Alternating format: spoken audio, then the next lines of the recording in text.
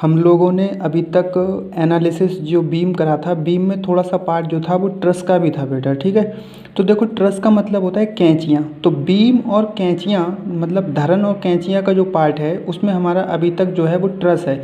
लेकिन ट्रस का थोड़ा सा कंसेप्ट हम देख लेते हैं, लेकिन ट्रस जो है वो हमारे सिलेबस में नहीं दिया गया है, मूवमेंट ऑफ इनर्शिया और ट्रस वाला, लेकिन बीम का कॉन्सेप्ट है। तो बीम जब पढ़ लिया है हमने तो थोड़ा सा हम ट्रस को भी देख के चलेंगे, ठीक है। सेम कंसेप्ट है बीम के ही जैसा।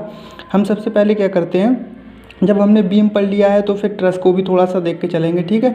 उसके बाद क्वेश्चन आना है तो आ जाएगा, हो सकता है ट्रस की भी थोड़ी सी नॉलेज होना चाहिए, सही है। तो हल्की फुल्की नॉलेज के लिए मैं थोड़ा सा बता दे रहा हूँ आपको बेसिक, वरना इस सिलेबस में तो है नहीं और ना मूवमेंट ऑफ इनर्शिया है, ठीक है।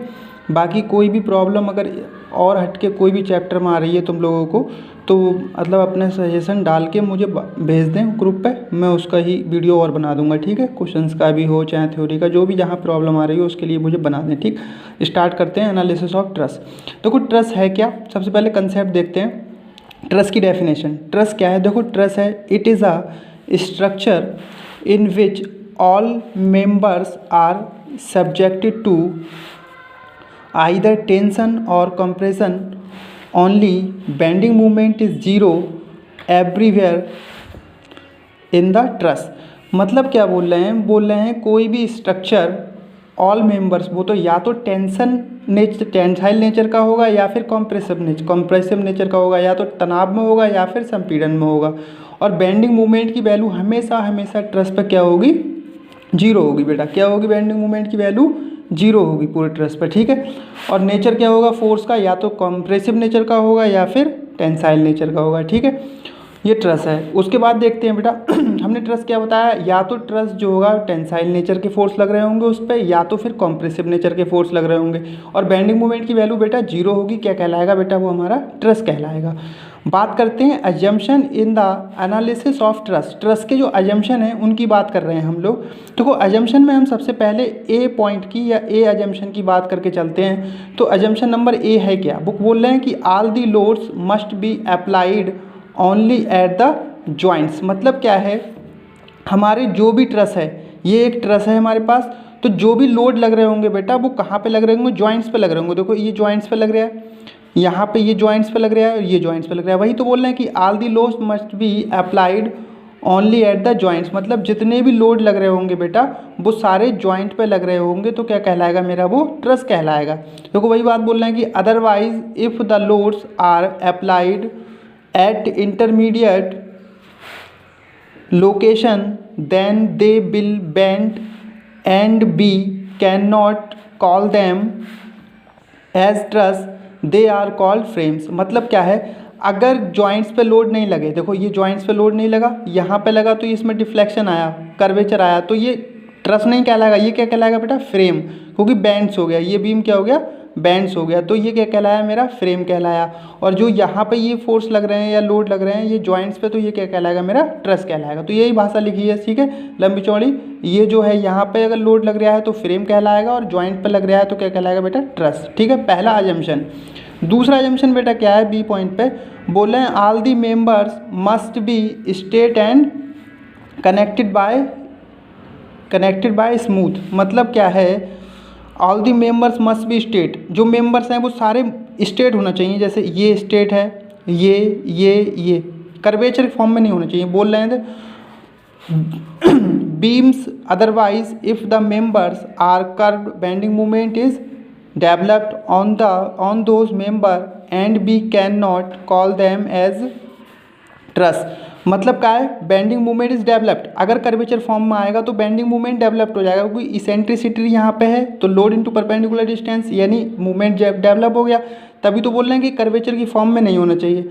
दूसरा एजम्पशन क्या है कि हमारी जो भी बीम होगा, मतलब जो भी ट्रस होगा, बीम जो वैल्यू है हमारी वो स्ट्रेट होना चाहिए। ये स्ट्रेट, ये स्ट्रेट, ये स्ट्रेट, ये स्ट्रेट, ये स्ट्रेट, ये स्ट्रेट, ये कर्वेचर फॉर्म में नहीं होना चाहिए। ये भी एक एजम्पशन है। तो अगर ये कर्वेचर फॉर्म में होगा तो क्या बेटा डेवलप हो जाएगा, बेंडिंग मूवमेंट डेवलप हो जाएगा। क्लियर है बेटा, दूसरा एजम्पशन था ये, ठीक। तीसरे एजम्पशन की बात करते हैं। देखो तीसरा जो पॉइंट है बेटा, तीसरे पॉइंट में हम क्या देख के चलेंगे।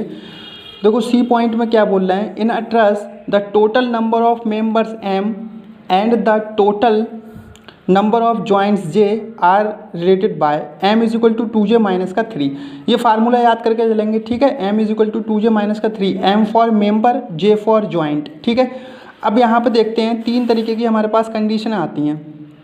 क्या आती है, देखो कंडीशन नंबर 1 की बात चलें, डी पॉइंट पे देखें condition number 1, m is equal to 2j minus का 3। अगर m बराबर बेटा 2j माइनस का 3 के आ जाए तो स्टेबल और परफेक्ट ट्रस कहलाएगा। पहली कंडीशन क्या है, m is equal to 2j minus का 3, तो m is equal to 2j minus का 3 का मतलब क्या है, स्टेबल परफेक्ट ट्रस है, ठीक है। कौन सा बेटा ट्रस है ये, stable perfect truss, m is equal to 2j minus का 3। अगर m से बड़ा है कौन, 2j माइनस का 3, 2j minus 3 is greater than m, तो डिफिशिएंट या फिर अनस्टेबल ट्रस। अगर m 2j माइनस का 3 वैल्यू ज़्यादा है किससे, m से, तो कौन सा ट्रस होगा, अनस्टेबल ट्रस या फिर डिफिशिएंट।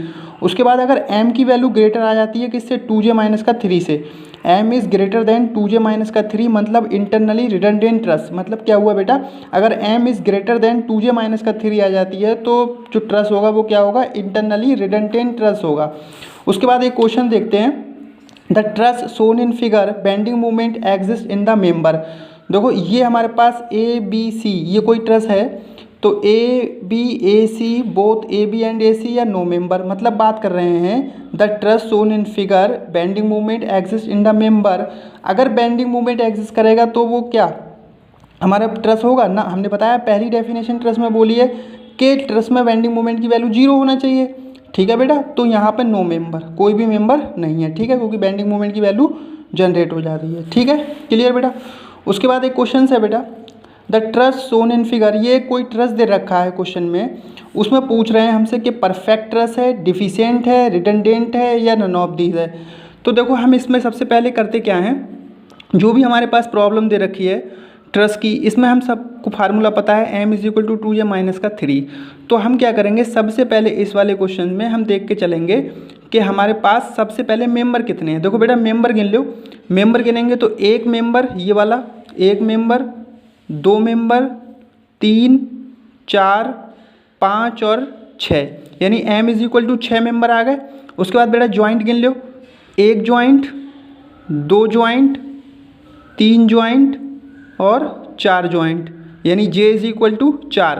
बेटा फार्मूले में लगा दो, m is equal to 2j minus का 3, m की value 6 is equal to 2j minus का 3, यानी 4 दूनी 8, 8 में से 3 गया बेटा 5 इज इक्वल टू 6, 6 बराबर 5, यानी कंडीशन क्या आ गई, क्या बड़ा है 6, यानी m की वैल्यू ज़्यादा है, यानी m इज़ ग्रेटर देन किससे, 2j माइनस का 3 से।